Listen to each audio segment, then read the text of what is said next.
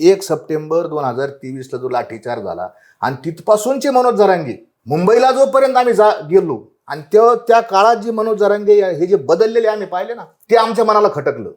म्हणजे पहिल्या उपोषणामध्ये गिरीश महाजन, अर्जुन खोतकर, संदीपान भुमरे हे सगळे मंत्री, अनेक आमदार सगळे स्टेजवर होते.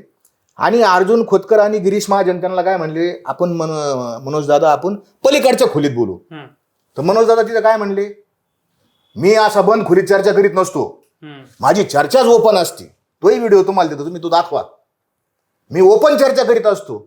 अरे आमच्या अंतकरणात बसले ना, सगळ्या महाराष्ट्रातल्या मराठा समाजाच्या अंतकरणात हा माणूस जाऊन बसला. अरे काय माणूस ट्रान्सपरंट आहे, काय प्रामाणिक आहे, ओपन चर्चा करतो.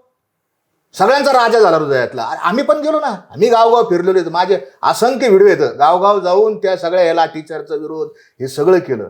पण तिथून नंतरचा जो प्रवासी 23 डिसेंबर 2023ला त्यांनी एक सभा घेतली आणि त्या सभेमध्ये त्यांनी सांगितलं की आता आपल्याला मुंबईला जायचं. ठीक आहे, मुंबईला जायचं.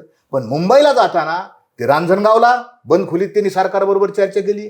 त्यांनी याच्यात लोणावळ्यात बंद खोलीत चर्चा केली. लोणावळ्याच्या बंद खोलीतल्या चर्चेचा व्हिडिओ आहे, तो व्हिडिओ तुम्हाला देतो, तो तुम्ही दाखवा. मग पूर्वीचे जे मनोज जरांगे आहेत, मी ओपन चर्चा करतो, समाजासमोर चर्चा करतो, मी माध्यमांसमोर चर्चा करत नाही. मुख्यमंत्री शिंदे साहेबांनी मुंबईत 2 जानेवारी 2024ला एक बैठक ठेवली होती.